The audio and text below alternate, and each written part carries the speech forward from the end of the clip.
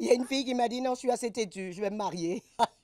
Se marier en pleine pandémie, ce n'est pas exactement le scénario rêvé. Malgré tout, Marianne Carré dira oui à l'homme de sa vie le 15 août. Les invités, c'est très, très réduit. Ça se limite à la famille et les amis très, très, très proches. La future mariée prépare cet événement depuis près de 2 ans. On avait choisi la salle du Patro de Jonquière au lac Kenogami. On était 75. Avec la COVID-19, ses plans ont complètement changé. J'ai gardé espoir longtemps, jusqu'à temps que la salle, les responsables du Patro nous appellent pour nous dire que c'était pas possible. Mais pas question de repousser le grand jour. Résilience, là, on s'en doutait, mais on avait un beau plan B déjà. Le couple s'adapte et opte pour un mariage intime. Une dizaine de personnes à Saint-David-de-Falardeau, sur le bord du lac Clair, à la résidence de mes parents. Puisque c'est sur le bord de l'eau, les gens vont être en bateau, en chaloupe autour du quai. Ça va être un beau moment. Ça peut se faire quand même. Il y en a quelques-uns. On leur met des petits chapiteaux pas trop gros, un petit peu plus gros pour la distanciation sociale. Ils ont comme transformé ça, puis ils se prennent des petites chaises, des tables, puis ils se font quand même un petit souper là, pour,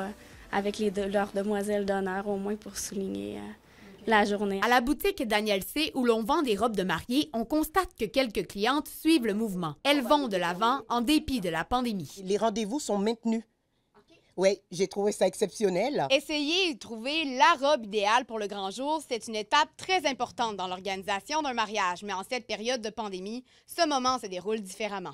Au départ, quand ils arrivent, quand ils voient tout ce qu'on a mis, les gants, les masques, ça impressionne un petit peu. Il faut qu'ils mettent le purel et mettent les gants. Les robes, quand les clientes les essayent, nous, on est obligé de les mettre en quarantaine. C'est simple, en fait. C'est avec masque et gants, mais ça fait pareil. Pour le meilleur et pour le pire, ces couples auront déjà traversé tout un défi, celui d'organiser leur union malgré la crise. Eliane Pilote, TVA Nouvelles, Saguenay.